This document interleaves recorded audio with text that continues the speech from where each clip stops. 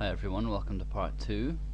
Okay, Aronian had just played Rook c8 and Carlsen continued with Rook a1. Instead of Rook c8, so just Rook c8, it's important to note that Carlsen was unconcerned with Knight g5. We can have a quick look. If Knight hg5, for example, is Queen g3 and White retains the edge. If Bishop d6 now, e5, Bishop e7, and Knight c4, and White continues to slowly improve and advance his pieces in the center. So it's all very good play. So Rook a d1 is what Carlsen did play, and he gets his final piece into the fray, and with this move further increases his positional control. And this d pawn, both the hanging pawns, is the weaker of the two, given the pressure from the queen and the knight, and the d file is more open than the e file, so it makes sense to plan a rook here. There'll be tactics later with the d5 pushes potentially. All of these complications Aronian has to factor in constantly when choosing his moves, which, as I said before, makes it very difficult, and that's one of the advantages in having a mobile and strong pawn center. And on top of that, he's keeping Aronian restrained, which is no small feat. He's a renowned attacker and a dynamic player, and it's notable that Carlsen is preventing him from liberating his game, despite how tempting it may be, with either the c5 or the f5 pushes here. Aronian played Bishop h4, but let's have a look and see what happens if he tries to liberate and to create counterplay instead. For example, if instead c5, White's edge will double to about a pawn after Knight d5, Knight eg5. If instead Knight c7, now Bishop h6 presents Black serious problems. The rook is attacked, and f7 is obviously weak due to the queen and the rook. For example, if Knight g5, Queen f2, and Black is losing at least the exchange. If he moves the rook, then h4 comes next, attacking the knight and taking away the only defender of f7. So that's just a disaster. So Knight eg5 would be better. But now Queen g3, again with the simple threat of h4, and this time the problem is that the knight is going to have no squares to move to. They're all either occupied by black pieces or covered by white pawns. And Black's best way of dealing with this is to play c4 with the intention of answering h4 with c3.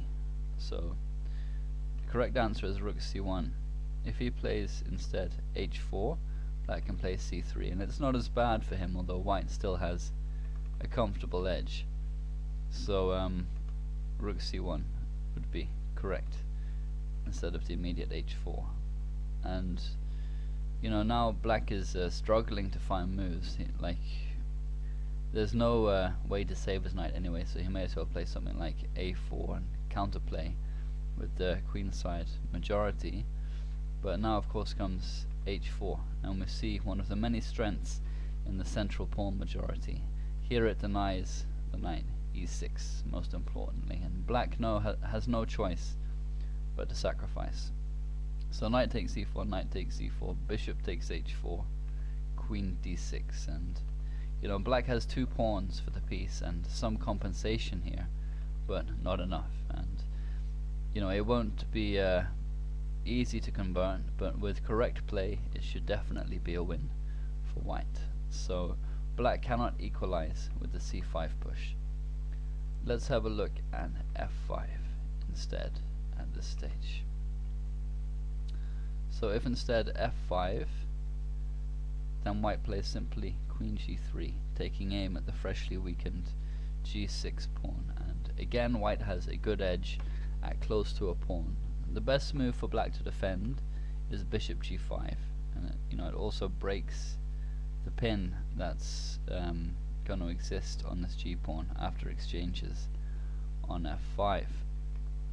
So after e takes f5, rook takes f5, the best move, if instead bishop takes e3 to break the coming pin on the bishop after the g-pawn moves to f5, white simply plays queen takes e3, which attacks the knight, the loose knight, and black's in all kinds of trouble. It's a winning position already after, for example, knight g7, f takes g6, white is 2 pawns up, and the attack rages on. So rook takes f5 is the best move. So rook takes f5, g takes f5, and now knight f3, and again black is in trouble. H4 is threatened, and there's not that much that black can do about it. The best move he can do to break the pin, is just king h8, but now comes knight e5. I mean, the bishop's adequately defended with these pieces, but knight e5 is a problem. Knight f7 check is threatened. So best play continues, queen f6, bishop takes g5, excuse me, knight h takes g5, and now queen h4, creating a pin on the knight here and threatening to take on h5 with check. And if for example queen h8, breaking the pin, defending the h pawn, now comes knight g3, forking these 2 pawns, and white is going into a superior endgame in all of these variations. And it's very instructive that Carlsen is able to restrain his opponents in such a way as that any liberating move will result in a far better position for him. Almost all club players would have tried such a liberation long before and suffered the consequences. Aronian understands what is happening too, of course, and is thus reluctant to make such a move, but if he does not create some kind of play for himself, he will be slowly squeezed to death with such play from Carlsen, whose style in this manner is hugely reminiscent of Karpov.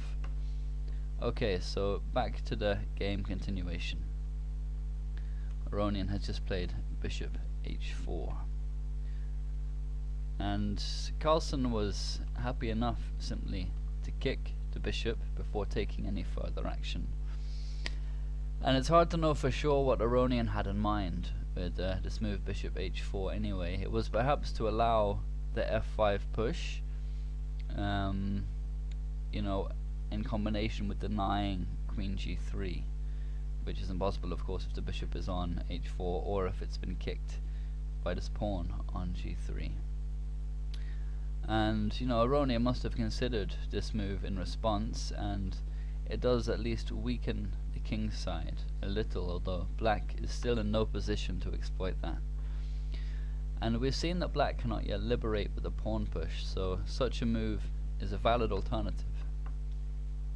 And Aronian retreated the bishop to f6, intensifying the pressure on d4, and Carlsen was more than happy to play knight c4, which is defending the d-pawn with the rook, and gets the knight to a good outpost square in the process, and it's also applying pressure to the a5 pawn from c4, which the black queen is tied to defending for now. And for the second time it seems that Carlsen is a move ahead of Aronian in the play. For the white pieces everything is flowing smoothly and working together well. And this move, knight c4, it doesn't create any immediate threats, but as before it's a further increasing of white's positional advantage, which is very nice play again from Carlsen. Aronian continued with bishop g7, which is a safe move as he's played g6 and h5, weakening his dark kingside squares, and now white is unable to play bishop h6 with tempo, and black can also push f5 now if he chooses, and hope at last for some counterplay, as there's no queen g3 because this g3 push has been provoked.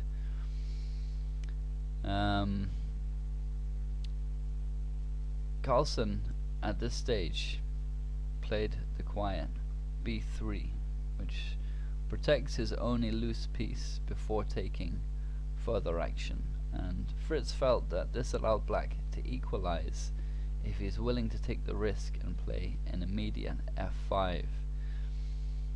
and was of the opinion that the move instead for Carlsen was queen g2, with either d5 or knight f4 coming next, for more of an edge. You know, this is pretty much the only moment in the game where Carlsen's play didn't agree with the opinion of Fritz. But that's not to say that Carlsen is playing inferior moves, because his understanding is undoubtedly superior to Fritz's understanding. In any case, Aronian failed to capitalize on this, you know, apparent inaccuracy from Carlsen with b3, and you know, you can't really blame him for not taking such a risk against Carlsen. And you know, the move was f5 to try and equalize, and instead of that he played queen e7, which moves the queen out of the line of fire of the rook and offers the a pawn, but it's not a sacrifice, because black can answer knight g5 and win the e4 pawn. But this allows white to do the same, i.e. move his queen out of the line of fire on the f file too, and retain a rock solid positional advantage. And black had to play instead f5, where best play continues e5, knight hg5, bishop takes g5, you know, trading off a restricted bishop given the central pawns for an active knight, which is generally a good idea. And now would come knight takes g5, queen g2, knight e4, and knight f4, which is threatening both knight takes g6 and knight e6, winning the exchange. So queen e8 is a logical move, and now rook f e1 is good for white to maintain his edge. Also possible is knight takes a5, but this is a hapless pawn grab where black will have good compensation and white can do better anyway.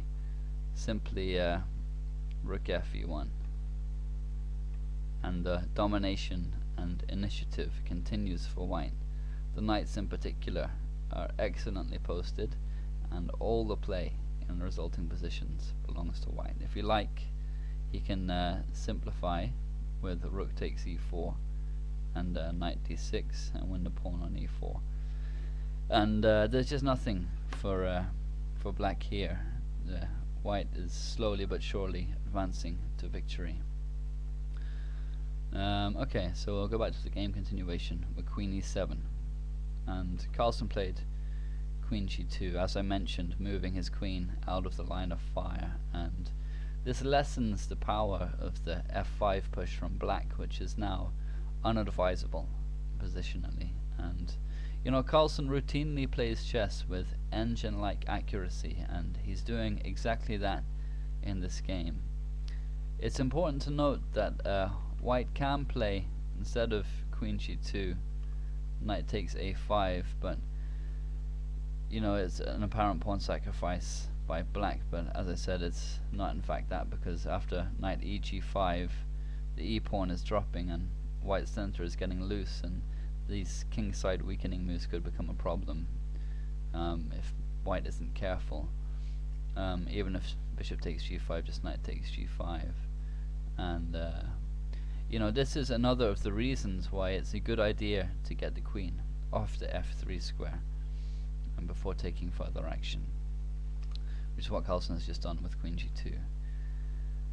And Aronian continued with knight c7, which, you know, is now genuinely sacrificing his a pawn, because there's going to be no knight g5 now, the tempo on the queen on f3 picking up the e4 pawn.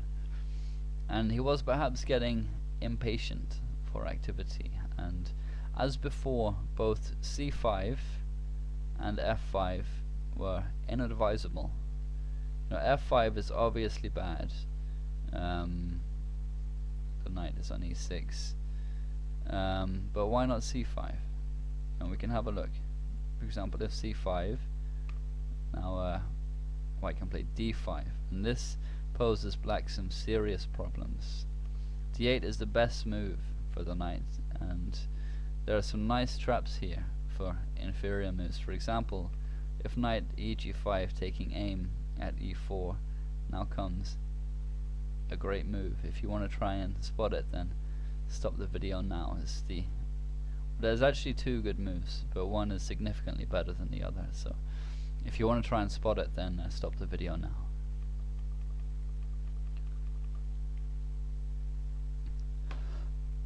Excuse me. Okay, the move is e5, which takes the e4 square away from the knight, removes the pressure on the e pawn, and threatens once more h4, as we saw in the previous line, where the knight is got nowhere good to go.